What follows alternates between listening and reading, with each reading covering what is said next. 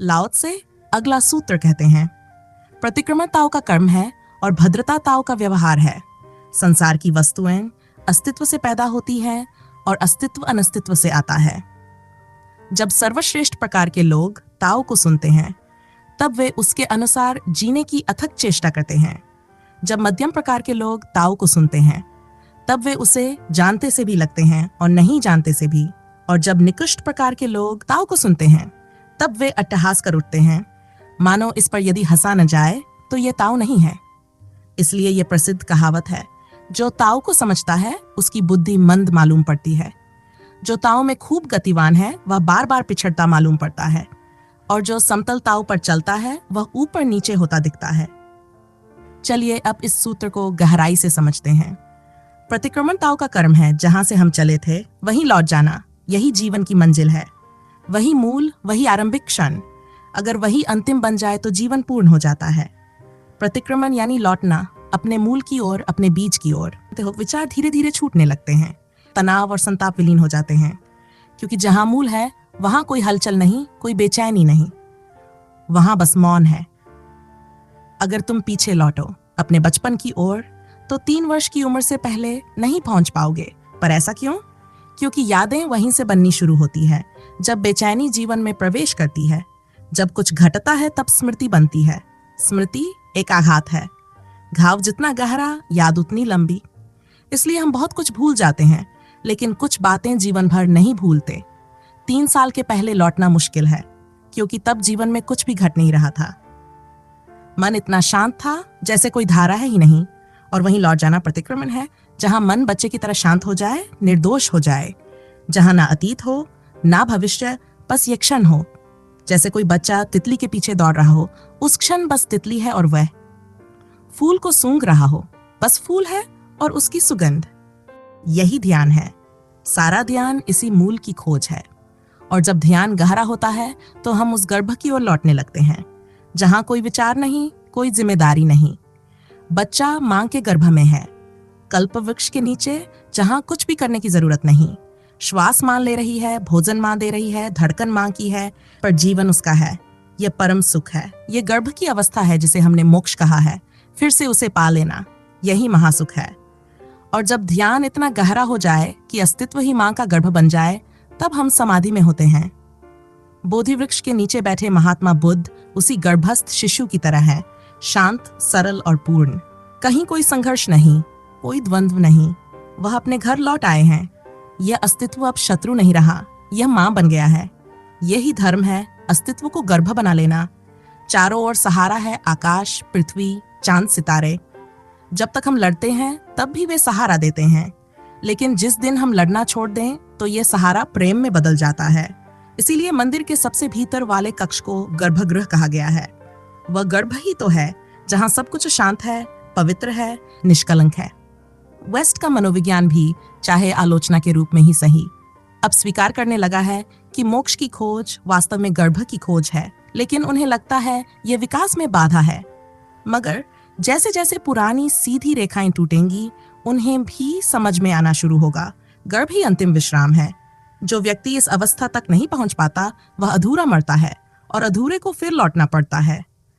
लेकिन जो मरते समय भी उतना ही शांत हो गया जितना जन्म के समय था, जिसका अस्तित्व फिर से गर्भ बन गया, वह फिर लौटने की आवश्यकता से मुक्त हो जाता है। मरना ऐसा जैसे कोई मां के गर्भ में लौट रहा हो, ना चिंता, ना घबराहट, बस सहज समर्पण। मनोवैज्ञानिक कहते हैं जब बच्चा जन्म लेता है तो उसे पहला और सबसे बड़ा आघात मिलता है। उसके सुख का समुद्र टूटता है और वह पीड़ा में फेंका जाता है। जैसे विष्णु क्षीर सागर में तैर रहे हों, वैसे ही बच्चा मां के गर्भ में तैर रहा होता है। उस अमृत जल में जो समुद्र जैसा है, उसी पानी में, उसी संरक्षण में मां गिर भी जाए तो भी बच्चा बचा रहता है। लेकिन जब वह बाहर आता है तब सब कुछ बदल जाता है। अब सांस खुद लेनी है, भूख प्यास खुद जतानी है, दुनिया से संवाद करना है।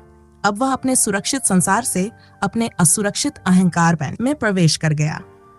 और वही क्षण पहला घाव है जिसे हम जीवन भर मुक्त नहीं हो पाते।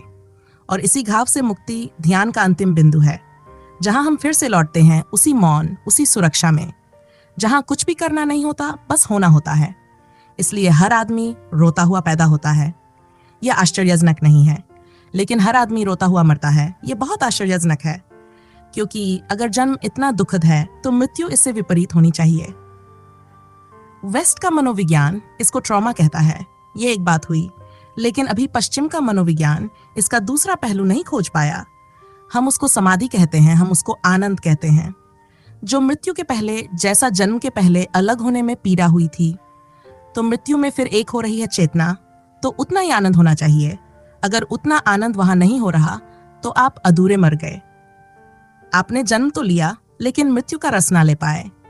आपको फिर जन्म लेना पड़ेगा, क्योंकि मृत्यु की शिक्षा एकदम जरूरी है।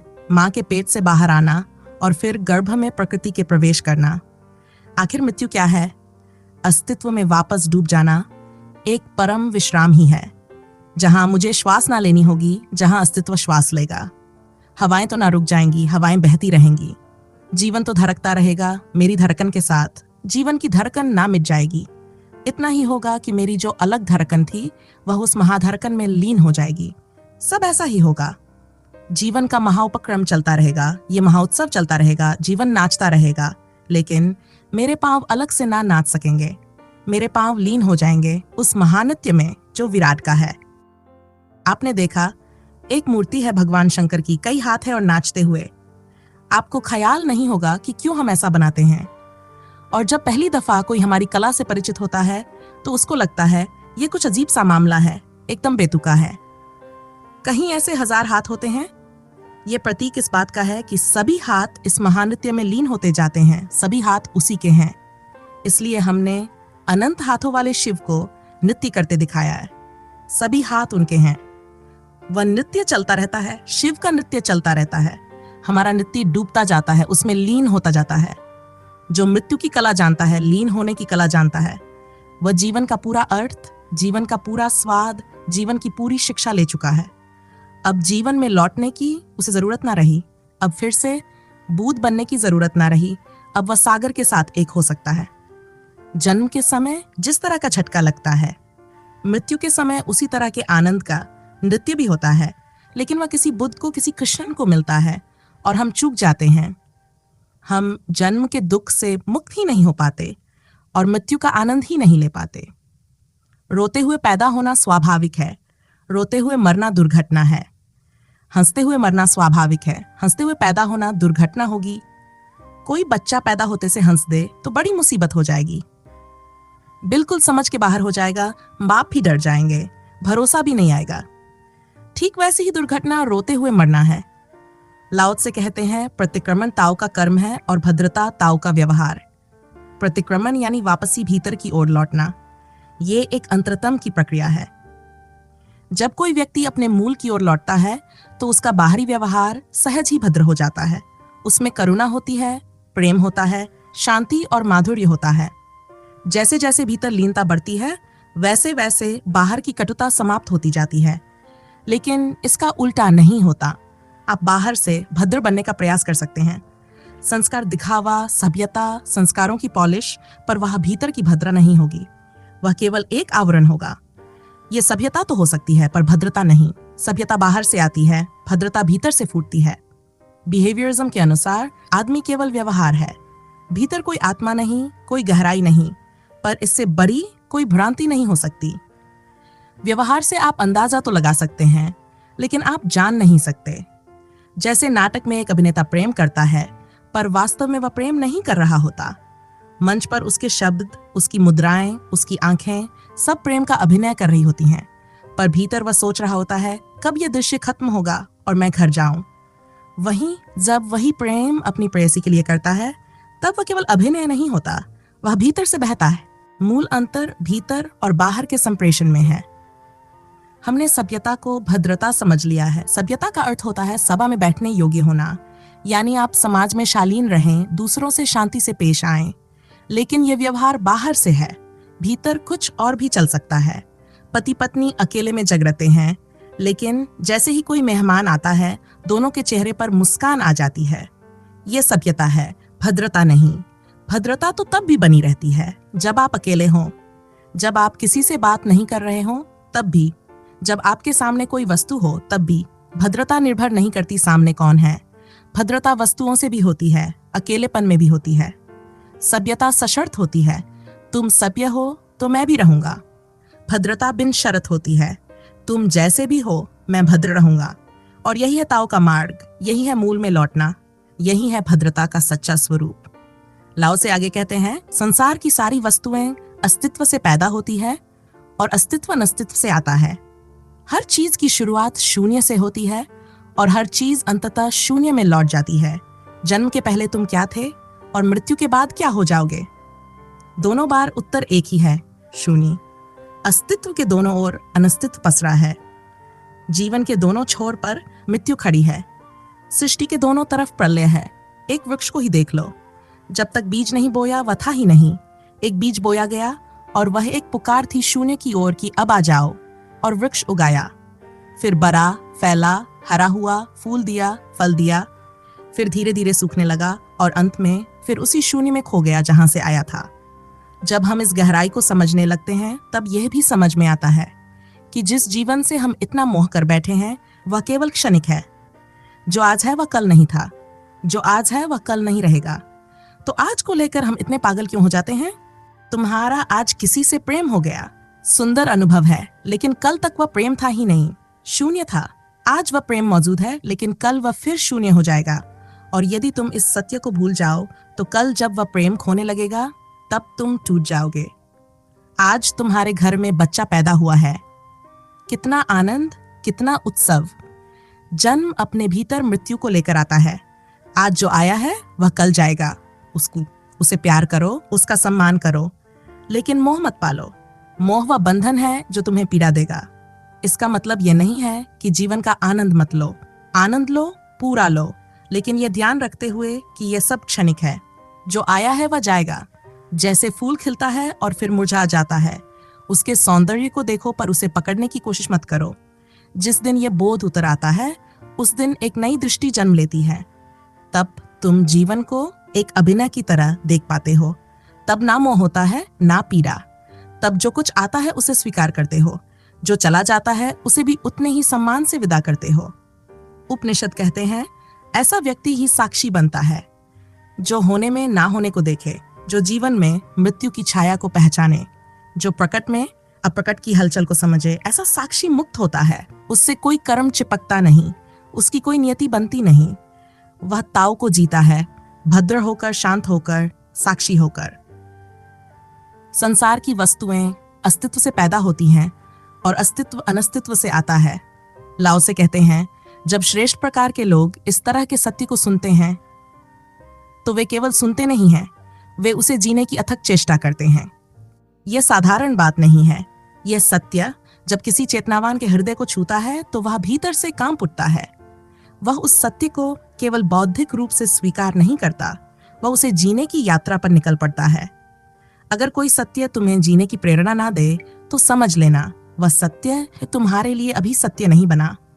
सत्य वही है जो तुम्हारे भीतर आकांक्षा जगाए उसे अपने जीवन में उतारने की। अगर कोई कहे कि हाँ यह सत्य है, लेकिन उसकी जीवन दिशा वही बनी रहे जो पहले थी, तो यह आत्म प्रवंचना है। सत्य को पहचानने का प्रमाण सिर्फ यही है कि जीवन की दिशा तुरंत बदलने लगे। जैसे किसी ने सच में देख लिया हो कि दरवाजा उस ओर है और फिर भी दीवार से टकराता जाए, यह असंभव है। अगर दरवाजा सचमुच दिख गया हो तो पैर उसी दिशा में उठने लगते हैं। यही सबसे बड़ा प्रमाण है कि किसी ने सत्य देखा है।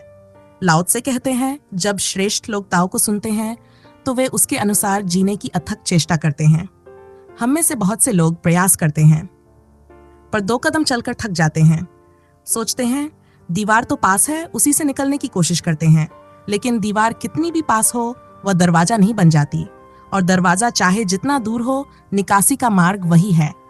जीवन भर हम उसी दीवार से टकराते रहते हैं, हर बार चोट खाते हैं, फिर भी उसी दीवार को अपना मार्ग समझते हैं। स्वास्थ्य पाते हैं, ताकत से फिर दीवार पर टकरा जाते हैं और कहते हैं दरवाजा तो वहां है, लेकिन यह रास्ता तो आसान लगता है। सत्य की राह कठिन लगती है, अस्त्य सरल, क्योंकि असत्य की हमें आदत हो गई है।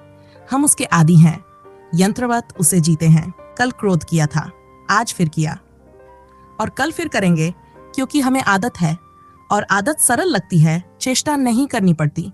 लेकिन शांति वह कठिन लगती है क्योंकि उसमें अभ्यास चाहिए।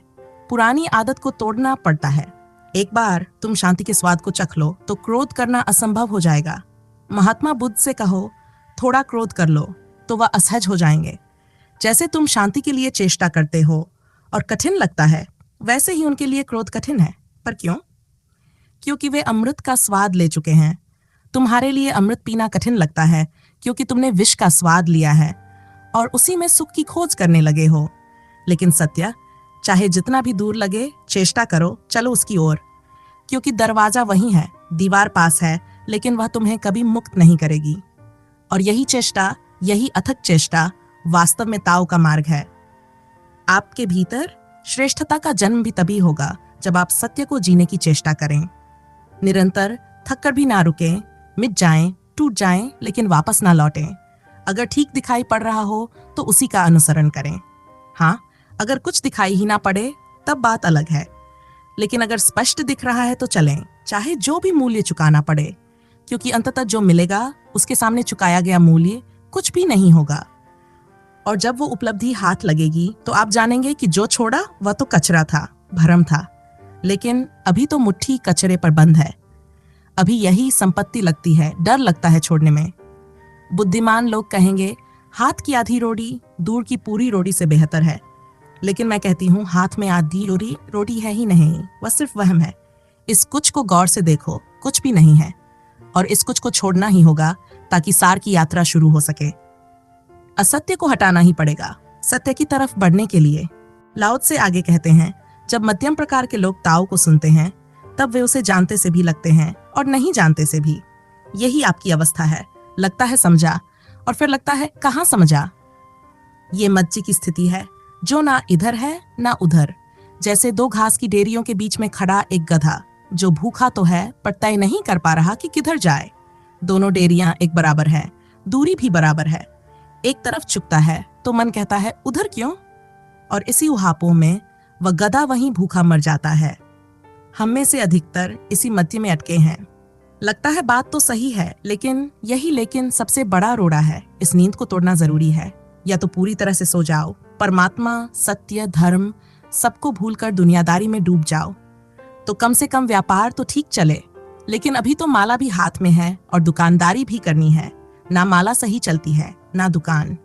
जैसे किसी ने बैलगाड़ी में चारों दिशाओं में बैल बांध दिए हों, गाड़ी बीच में ही मरी जा रही है। कहीं जाना संभव नहीं हो पाता, इसलिए जरूरी है कि स्पष्ट हो। अगर कोई बात सत्य लगती है तो 3 बार सोच लो क्या वास्तव में समझा है। अगर नहीं समझा है तो स्वीकार करो कि नहीं समझा, कम से कम भ्रम नहीं रहेगा। और अगर सच में समझ लिया है तो फिर पीछे मत हटो। इससे जीवन स्पष्ट होगा, दिशा स्पष्ट होगी। मध्य में मत अटकिए, यह सबसे खतरनाक जगह है। लाओ त्से आगे कहते हैं, और जब निकृष्ट प्रकार के लोग ताओ को सुनते हैं तब वे अट्टहास कर उठते हैं, मानो इस पर हंसा ना जाए तो यह ताओ ही नहीं है। निकृष्ट प्रकार के लोग जब सत्य की बातें सुनते हैं तो निश्चित ही हंसते हैं। वे समझते हैं पागलपन की बातें हैं, दिमाग खराब हो गया है। कहीं ऐसा भी हो सकता है, पर उनका हंसना भी एक सुरक्षा का उपाय है। इसे ध्यान रखना कि हम कितने कुशल हैं, कई तरह की सुरक्षाएं करते हैं। सत्य की बात सुनकर जब कोई आदमी हंस उठता है और कहता है सब पागलपन है, तो वह सुरक्षा कर रहा है अपने चारों तरफ। हंसकर वह बात को ठेल रहा है। हंसकर वो ये कह रहा है कि ध्यान देने की जरूरत नहीं, हंसी मजाक की बात है, गंभीर होने की कोई आवश्यकता नहीं। हंसकर वह ये कह रहा है कि मुझसे कुछ लेना देना नहीं, हम इस रास्ते पर जाने वाले नहीं हैं। इसलिए वह कह रहा है पागलों की बात है। इसलिए हमने संतों को अक्सर पागल करार दे दिया। पागल करार देकर हम सुरक्षित हो गए। हमने अपने को मान लिया, हम बुद्धिमान हैं, ये तो पागल हैं, इनकी बात में मत पड़ो। आदमी अच्छे हैं, कभी जरूरत हो तो पैर पर 2 फूल रखाओ और झंझट से दूर रहो। और ठीक हो भी सकते हैं, लेकिन अपने काम के नहीं, या अभी अपना समय नहीं आया, जब आएगा तब देखेंगे। अभी तो जीवन है, जीवन का राग रंग है। हम बहुत तरह की सुरक्षाएं करते हैं। प्रथम कोटि का मनुष्य सत्य को देखकर उसकी तरफ चलना शुरू करता है। मध्यम कोटि का मनुष्य अटका रह जाता है, सत्य उसे दिखाई पड़ता सा मालूम पड़ता है, कभी लगता है दिखा, कभी लगता है नहीं दिखा। तीसरी कोटि के आदमी हंसकर टाल देते हैं। लाओ त्से बहुत बढ़िया बात कहते हैं। वह कहते हैं अगर तीसरी कोटि के मनुष्य सत्य को सुनकर ना हंसें तो वह सत्य ही नहीं है। तीसरी कोटि का मनुष्य तो सत्य को सुनकर उसी तरह हंसेगा जैसा प्रथम कोटि का मनुष्य सत्य को सुनकर उसके पीछे चलता है। अगर प्रथम कोटि का मनुष्य ना चले तो समझना वह सत्य नहीं, और अगर तृतीय कोटि का मनुष्य हंसे ना तो समझना कि वह सत्य नहीं। हंसेगा ही, क्योंकि उसका वही उपाय है। उस भांति वह बचा रहा है अपने को। वह कह रहा है हमसे कुछ लेना देना नहीं, अधिक से अधिक हम हंस सकते हैं, इससे ज्यादा हमसे कुछ आशा मत रखो। और हंसकर वह अपने को बुद्धिमान मान रहा है। ये जरा मजे की बात है। प्रथम कोटि का मनुष्य जब सुनता है तो वह समझ लेता है कि मैं अभी तक बुद्धिमान नहीं था, इसलिए वह चलता है, अपने को बदलता है ताकि बुद्धिमत्ता उपलब्ध हो सके। तृतीय कोटि का मनुष्य सुनकर हंसता है क्योंकि वह अपने को बुद्धिमान मानता ही है। वह सबसे कहता है तुम पागल हो, इसलिए ऐसी बात कर रहे हो। अज्ञानी अपने को ज्ञानी मानकर खड़ा रहता है, वही उसके लिए बाधा हो जाती है। ज्ञानी अपना अज्ञान स्वीकार कर लेता है और यात्रा पर निकल जाता है, वही उसकी मुक्ति हो जाती है। इसलिए यह प्रसिद्ध कहावत है कि जो ताओ को समझता है उसकी बुद्धि मंद मालूम पड़ती है। तीसरी कोटि के मनुष्यों ने कहावतें बनाई हैं, वही बड़ी संख्या में है, उनका ही समाज है, उनकी बड़ी ताकत है, और उनकी ताकत रोज रोज बढ़ती चली गई है। और जिस दिन लोकतंत्र पूरा होगा इस जगत में, उस दिन उनकी ही ताकत एकमात्र ताकत बच रहेगी। आज चीन में संत होना मुश्किल है, या यूं कहें कि असंभव है, और संत भी होना हो तो कोई चोरी से ही हो सकता है, छिप कर ही हो सकता है। किसी को पता भी नहीं पड़ना चाहिए, क्योंकि चीन पूरा का पूरा मुल्क तीसरी कोटि के आदमियों के हाथ में पड़ गया है। संतत्व एक तरह की अयोग्यता है, अयोग्यता ही नहीं एक तरह का अपराध है। चीन जैसे देश या तीसरी बुद्धि वाला व्यक्ति कहता है क्या कर रहे हो मौन में बैठकर, कुछ श्रम करो। ध्यान से क्या होगा? कुछ श्रम करो, कुछ पैदा करो। ऐसा खाली आंख बंद करने से क्या होगा? ये तो निरा आलस्य है। समाधि में लीन भी हो गए तो क्या फायदा, जब तक समाज को फायदा ना मिले। तुम्हें अगर आनंद भी मिल गया तो वह आनंद एक स्वप्न है, उसको साकार करो समाज के लिए। फैक्ट्री चलाओ, बड़े मकान बनाओ, बड़े यंत्र खोजो जिससे लोगों को लाभ हो। तुम्हारे लाभ का कोई सवाल नहीं है। तुम सिर्फ एक आंकड़े हो, तुम सिर्फ एक इकाई हो, और तुम्हारी इकाई रिप्लेस की जा सकती है। तुम नहीं रहोगे, दूसरा यंत्र चलाएगा। लेकिन ये ध्यान और समाधि खतरनाक हैं। इनसे निजता पैदा होती है, इनसे व्यक्ति पैदा होता है। लेकिन सोचने वाली बात है, आप महात्मा बुद्ध को रिप्लेस नहीं कर सकते। एक इंजीनियर को रिप्लेस कर सकते हैं, एक डॉक्टर को रिप्लेस कर सकते हैं। दूसरा डॉक्टर ऑपरेशन करेगा, तीसरा डॉक्टर ऑपरेशन करेगा। लेकिन बुद्ध को आप कैसे स्थानांतरित कर सकते हैं? कैसे किसी दूसरे को बिठा सकते हैं? बुद्ध की जगह खाली होगी तो सदा खाली रहेगी। सदियां बीत जाएंगी पर उस जगह बैठना मुश्किल होगा, क्योंकि निजता की गहराई भर देना इतनी आसान बात नहीं। तो चीन में संतत्व एक अयोग्यता है, एक अपराध है। और अगर कम्युनिस्टों ने कभी दुनिया का इतिहास लिखा तो वे बुद्ध को, महावीर को, जीसस को अपराधी घोषित करेंगे, क्योंकि इन लोगों ने लोगों की दृष्टि समाज से मोड़ी, लोक कल्याण से मोड़ी। और इन लोगों ने लोगों को एक गलत बात सिखाई कि आंख बंद करो और अपने में डूबो, जो कि उनके माने व्यर्थ है, जो कि एक तरह की निद्रा है, जो कि इस व्यक्ति की शक्ति और सामर्थ्य का उपयोग ना हो पाए। इसका उपाय है, मुझे लोग कहते हैं। आप वीडियोस में लोगों को ध्यान करने को कहती हैं, समाधि की बातें करती हैं, और लोग भूखे मर रहे हैं। अगर लोग शांति से बैठ जाएंगे तो तरक्की कैसे होगी?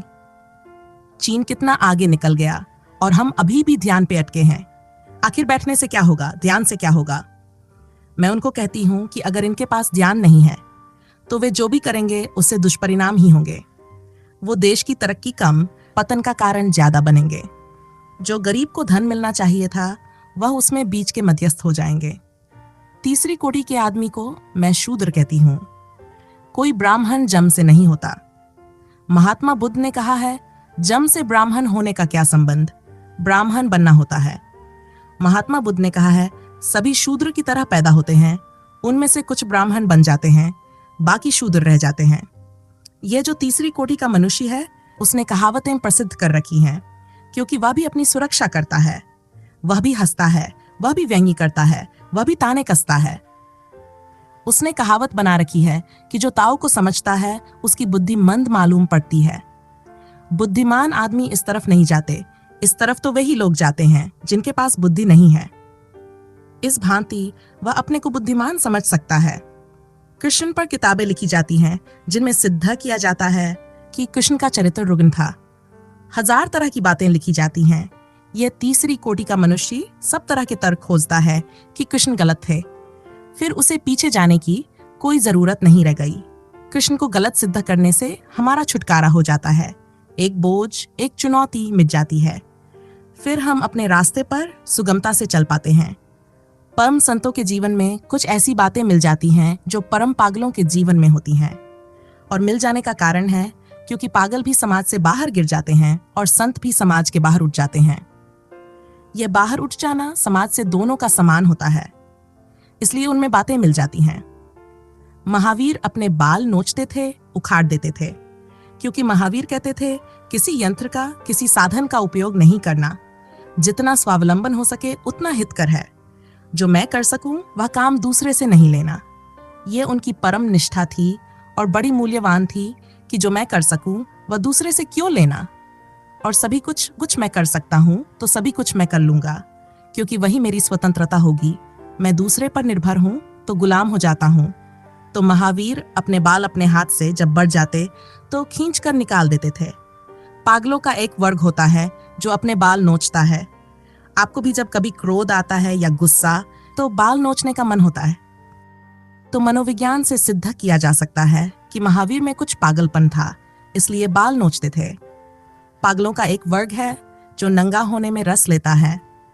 अगर एकांत में सड़क पर कहीं कोई महिला वगैरह मिल जाए तो वह जल्दी से नंगा खड़ा हो जाएगा। उनको पश्चिम में एग्जिबिशनिस्ट कहते हैं। उनकी संख्या बढ़ती जाती है। महावीर नग्न खड़े थे। उन्होंने वस्त्र छोड़ दिए। उन्होंने वस्त्र इसलिए छोड़े कि वे बच्चे की तरह सरल और निर्दोष हो गए।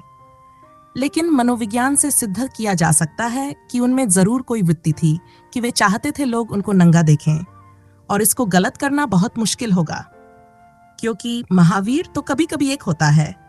ऐसे 1000 आदमी होते हैं जो दूसरे को अपने को नंगा दिखाना चाहते हैं। तो उन 1000 के सामने महावीर एक अपवाद रह जाते हैं। उनको सिद्ध करना बहुत कठिन होगा। दोनों समाज की सीमा के बाहर हो जाते हैं। उनमें कई चीजें समान मिल सकती हैं। तो वेस्टर्न वर्ल्ड में तय किया जा रहा है बहुत तरह से कि यह सब पागलों की जमात है। लाओ त्से ने हजारों साल पहले कहा है कि ये जो तीसरी कोटि का मनुष्य है, ये जो शूद्र बुद्धि का मनुष्य है, जो ताओ को समझता है, उसको वह मानता है कि इसकी बुद्धि मंद मालूम पड़ती है। इसके पास बुद्धि नहीं है, इसमें कुछ गड़बड़ है, यह कुछ बीमार है कि मूड है। लाओ त्से आगे कहते हैं जो ताओ में खूब गतिवान है, वह तीसरी कोटि की बुद्धि के मनुष्य को जीवन में बार बार पिछड़ता हुआ मालूम पड़ता है। पड़ेगा ही, क्योंकि ताओ की गति जीवन में हम जिसे गति कहते हैं उससे बिल्कुल विपरीत है। अब जो आदमी राजसिंहासन की तरफ चल रहा है, वह जब बुद्ध को देखेगा कि राजसिंहासन छोड़कर भाग गए तो वह समझेगा बेवकूफ है। तीसरी कोटि के आदमियों ने कहा होगा कोई बेवकूफ ही होगा जो सब छोड़कर चला आया। सुंदर पत्नी थी, महल था, राज्य था, इसके लिए तो आदमी कामना करता है। अभी भी अगर घर में कोई हाथ पांव बांधकर पद्मासन में बैठ जाए तो आप कहेंगे ये बुद्ध जैसे बैठने से कुछ ना होगा, उठो, काम धंधे में लगो, कुछ कमाओ। तीसरी कोटि के मनुष्य को लगेगा कि यह आदमी पिछड़ रहा है। एक सिंहासन से था और बड़े सिंहासन पर जाना चाहिए था। यह सिंहासन छोड़कर भाग रहा है। या तो इसकी बुद्धि कमजोर है या ये जीवन में हार गया, पलायनवादी है, एस्केपिस्ट है। और जो समतल पथ पर चलता है, सत्य के समतल पथ पर, क्योंकि वहां कोई उतार चढ़ाव नहीं है। और जैसे जैसे सत्य की निकटता बढ़ती है वैसे वैसे पथ समतल होता जाता है। वह इस तीसरी कोटि के मनुष्य को ऊपर नीचा होता हुआ दिखाई पड़ता है। इस तीसरी कोटि के मनुष्य को सभी कुछ उल्टा दिखाई पड़ेगा स्वभावतः, क्योंकि वह ताओ सत्य की तरफ जाने वाला आदमी इसके जीवन दृष्टिकोण से बिल्कुल विपरीत जा रहा है। जहां यह धन को पकड़ता है वहां वह धन को छोड़ देता है। जहां यह लड़कियों के पीछे भागता है वहां वह लड़कियों की तरफ मुंह कर लेता है। जहां सिंहासन के लिए यह जीवन देने को तैयार है, वहां उसको अगर हम मारने को भी तैयार हों और कहें कि सिंहासन पर बैठो नहीं तो हत्या कर देंगे, तो भी वह सिंहासन से उतरने को तैयार है। ये दोनों बिल्कुल विपरीत है। साधारण आदमी बहता है नदी की धार में उल्टी तरफ, और ताव की तरफ बहने वाला आदमी तैरना छोड़ देता है और नदी की धार में बहता है। दोनों उल्टे मालूम पड़ते हैं। तो जो आदमी तैर रहा है उल्टी धारा में और लड़ रहा है धारा से, जब भी वह लड़ना छोड़ेगा वे कहेंगे कमजोर, कायर, नपुंसक, भाग रहे हो। महात्मा बुद्ध को लोग समझाने आते थे। जब बुद्ध अपने राज्य को छोड़कर दूसरे राज्य में गए तो वहां के सम्राट को पता चला। वह सम्राट बुद्ध के पिता शुद्धोधन का मित्र था। वह आया और बोला, इस उम्र में जवान हो, स्वस्थ हो, हृष्ट पुष्ट हो, भागते हो, शर्म नहीं आती? ये तो कायरों का काम है। बुद्ध मुस्कुराए और बोले, अगर मकान में आग लगी हो और कोई बाहर आए तो क्या आप उससे कहेंगे कि वह कायर है? जब मकान में आग लगी है तो भीतर बैठने की मूर्खता कौन करे? अगर आपकी भाषा में ये कायरता है तो भी मैं स्वीकार करता हूँ। आपकी बहादुरी को नमस्कार। लेकिन उस महल में मुझे सिर्फ आग दिखाई दी, लपटें थीं, शांति नहीं। जिसे हम पलायन समझते हैं वह किसी के लिए विजय यात्रा हो सकती है, और जिसे हम विजय समझते हैं वह किसी और के लिए जलता हुआ मार्ग हो सकता है। 3 तरह के लोग होते हैं, ये कोई और नहीं। हम सभी में ये 3 स्थितियां मौजूद हैं। पहली कोटि के मनुष्य दुर्लभ होते हैं। बहुतों को लगेगा कि वे पहली कोटि के हैं, पर वह भ्रम है। दूसरी कोटि के मनुष्य भी बहुत कम होते हैं, क्योंकि उन्हें हर समय बेचैनी में जीना पड़ता है। तीसरी कोटि के लोग सबसे अधिक है। वे संतुष्ट हैं, भ्रम में जीते हैं, दीवारें बना लेते हैं, बहाने बना लेते हैं और कहते हैं यह अपने लिए नहीं है, यह तो वृद्धावस्था की बात है। महात्मा बुद्ध एक गांव में कई बार आए। एक आदमी उन्हें सुनना चाहता था, पर हर बार कोई ना कोई बहाना आ जाता था। कभी पत्नी बीमार, कभी लड़का बीमार, कभी दुकान पर काम, कभी थकावट। 30 साल गुजर गए, वह बस चाहता रहा। फिर जब खबर आई कि बुद्ध आज जीवन छोड़ने वाले हैं, वह भागा भागा आया और बोला, मुझे मिलने दो। लोगों ने कहा, 30 साल से बुद्ध तेरे गांव में आते रहे, तू कभी नहीं आया। वह बोला, मुझे फुर्सत नहीं मिली। बुद्ध को फुर्सत है तुम्हारे गांव आने की और तुम्हें सुनने की नहीं। बहाना है यह। तीसरी कोटि का मनुष्य सदा बहाने ढूंढता है, सुविधाओं का मोह पकड़ लेता है। मेरे एक परिचित ने मुझसे कहा, मैं इसलिए आपकी वीडियोस नहीं देखती क्योंकि अगर आपकी बात ठीक लगने लगी तो क्या होगा। एक महिला आई, बोली, ध्यान करना चाहती हूँ लेकिन कहीं कुछ बदल न जाए घर में। तो मैंने कहा, बिल्कुल फर्क पड़ेगा। नहीं पड़ा तो ध्यान व्यर्थ है। पुराने रिश्तों की जो जमावट है उसमें खलल होगा। पहले पत्नी क्रोध करती थी, दुष्ट थी, तो पति को दूसरी महिलाओं के प्रति आकर्षण था। अब पत्नी ध्यान करने लगे, शांति में आ जाए तो वही पति असहज हो जाएगा। अच्छे होने से भी अड़चन आती है। मोक्ष को छोड़ सकते हैं लोग, पर अड़चनों से बचना चाहते हैं। इसीलिए तीसरी कोटि का मनुष्य असंख्य है, लेकिन जो जान ले कि वह तीसरी कोटि का है, उसकी यात्रा शुरू हो जाती है। यही पहली कोटि की शुरुआत है। तीसरी कोटि का आदमी कभी नहीं मानेगा कि वह तीसरी कोटि का है। पहली कोटि का मनुष्य मान लेता है कि वह नीचे खड़ा है और ऊपर चढ़ना चाहता है। तो शुरुआत वही है, स्वयं को देख लेना कि मैं कहाँ खड़ा हूं। यह सरल नहीं, पर यही सबसे पहली सीढ़ी है। जीवन तप है, यात्रा है। मंजिल तभी मिलेगी जब चलने की पीड़ा स्वीकार हो, और जो सोच ले कि वह पहुंच गया, वही तीसरी कोटि का लक्षण है। तीसरी कोटि का आदमी यही सोचता है कि मैं ही सब कुछ हूं, कुछ और जानने की जरूरत नहीं। लेकिन अगर आप समझ जाएं कि आप नीचे की सीढ़ी पर खड़े हैं, तो आपने पहला कदम रख दिया है। धीरे धीरे निर्णय को आने दो, शीघ्रता मत करो।